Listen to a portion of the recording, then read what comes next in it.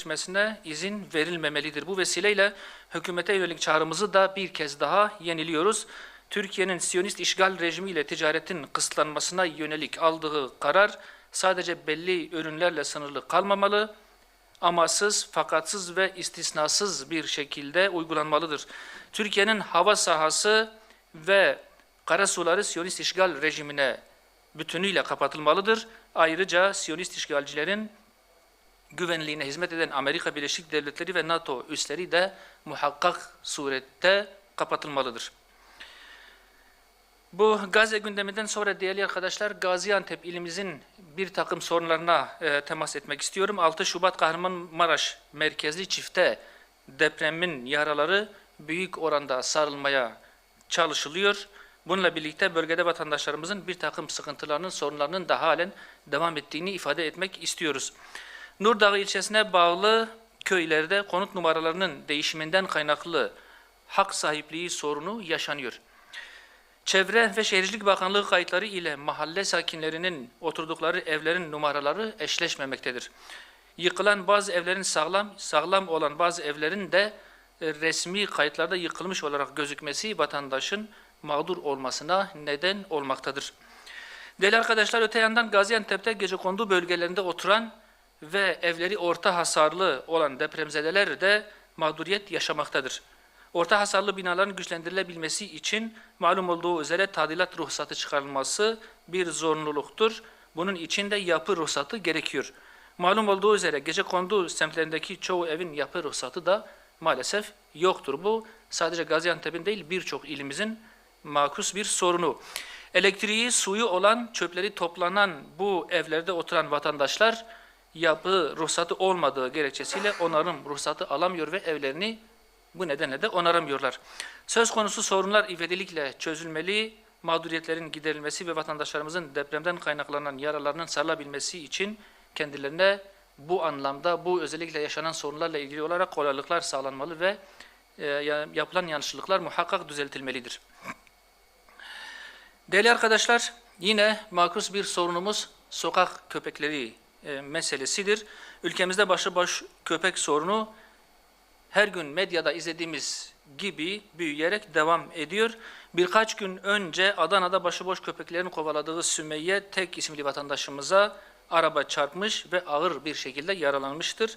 Bu kardeşimizin hayati tehlikesi halen devam ediyor. Yıllardır karşı karşıya olduğumuz bu sorunu sürekli gündeme taşıdık. Uyarılar yaptık. Bir türlü bu hususta adım atılmadı.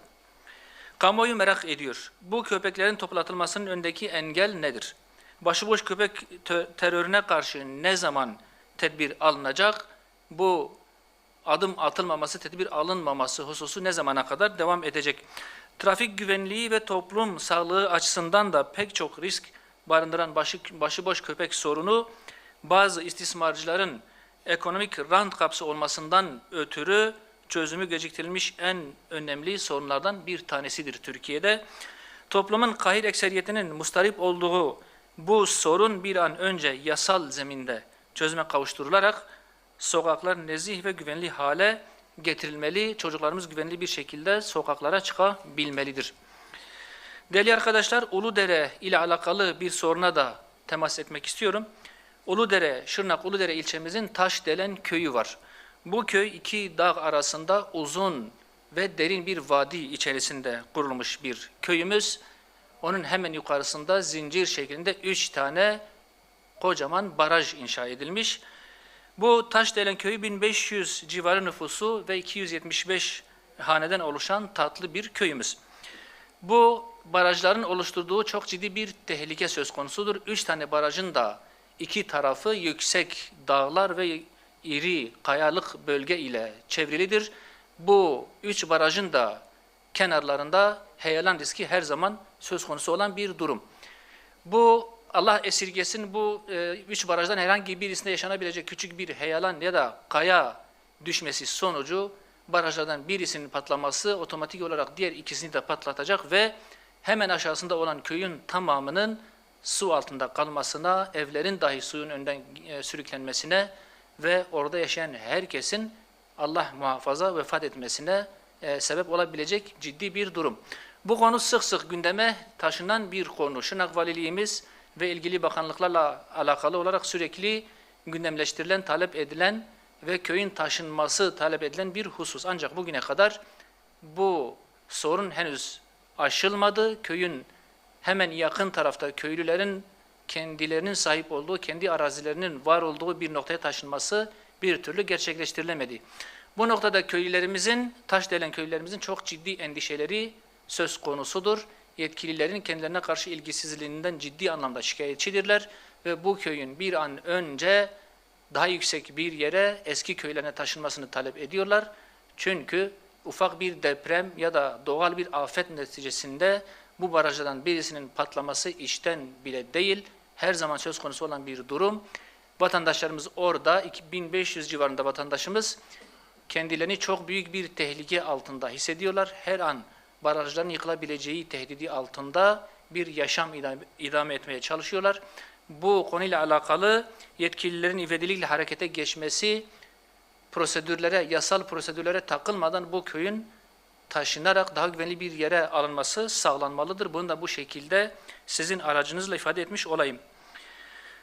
Değerli arkadaşlar, gündem edeceğimiz diğer konulardan bir tanesi genç evlilik mağdurları ve süresiz nafaka meselesine dairdir. Süresiz nafaka zulmü halen devam eden bir sorun malum. Süresiz nafaka uygulaması boşanmış eşlerin tekrar evlenip yuva kurmasına engel teşkil ederken aile kurumu da büyük oranda zarar görmektedir. Süresiz nafaka uygulaması gençleri evlilikten uzaklaştırırken meşru evliliklerin yerine nikahsız birlikteliği dayatmakta, evlilik kurumuna da büyük darbeler indirmektedir. Değerli arkadaşlar, boşanan erkeğin eski eşine ömür boyu nafaka ödemesini öngören kanunlar, nafaka alan kadının da haktan faydalanabilmek için bir daha evlenmemesine, yeni bir yuva kurmamasına neden olmaktadır. Ayrıca nafaka ödeyen erkeğin ise ömür boyu ödemek zorunda kaldığı bu nafaka nedeniyle altına gireceği mali külfetin getireceği ağır yük nedeniyle bir daha evlenememektedir. Bu halen Türkiye'de çok ciddi bir sorun olarak devam etmektedir. Türkiye'de nafakasını ödeyemediği için 25 bini aşkın erkeğin bir şekilde cezaevine girip çıktığı da resmi kayıtlarda yer alan bir durum. Süresiz nafaka uygulamasına artık son verilmeli, yerine değerlerimizle uyumlu, kadını da erkeği de mağdur etmeyecek makul bir düzenleme getirilmelidir. Her zaman ifade ettiğimiz gibi elbette ki kadını koruyacağız, şiddeti engellemeye çalışacağız ama kadını aile kurumu içerisinde koruyacağız. Kadını korumaya çalışırken aile birliğini dağıtmadan, parçalamadan, zarar vermeden yapmak durumundayız. Söz konusu yasalar ve uygulamalar kadını korumaya çalışırken yuvayı dağıtma sistemi üzerine kuruludur ya da sonuç itibariyle böyle bir sonuç doğurmaktadır. Ayrıca genç yaş akran evliliği nedeniyle yaşatılan mağduriyetler de aynı şekilde devam eden diğer bir sorun.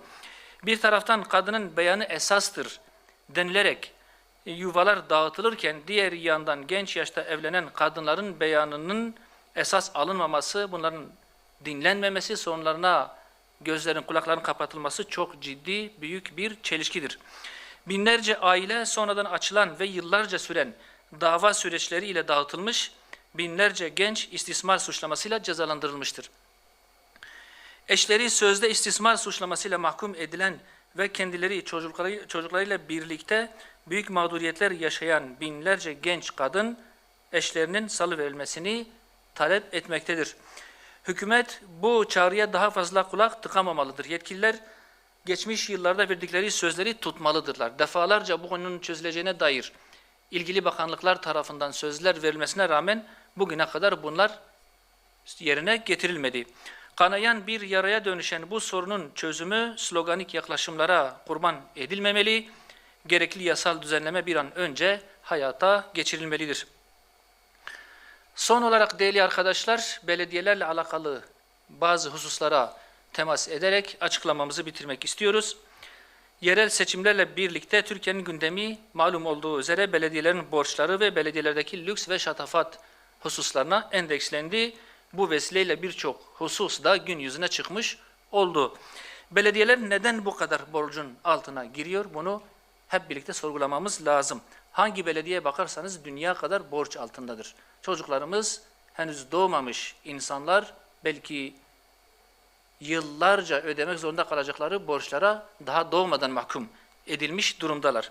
Belediyeler yeterince niye denetlenmiyor ya da denetleniyor mu? Bu da sorulan diğer bir soru. Denetleniyorsa borç batağında oldukları halde bu şatafata nasıl ve neden izin veriliyor? Bu da sorulan diğer sorulardan bir tanesi. Halkımız geçim sıkıntısı yaşarken, çarşı pazarda kara kara düşünürken, sosyal belediyecilik yerine şatafat belediyeciliğinde ısrarın tek bir açıklaması vardır. O da ahlak eksikliği ya da ahlak yoksunluğu. Değerli arkadaşlar, biz Hüdapar olarak kamu malını yetim malı sayan bir anlayış ile hizmet ediyoruz, hizmet etmeye çalışıyoruz. Siyasetimizi de bunun üzerine ilk günden beri inşa etmişiz. Yetim malının muhakkak korunması gerektiği bizim en önemli prensiplerimizden bir tanesidir. Borcu olmayan ender belediyelerden biri olan Batman, Kayapınar Belediye Başkanımız Samir Özhan Bey'i ve harama el uzatmayan tüm belediye başkanlarını tebrik ediyor, başarılarının devamını diliyoruz.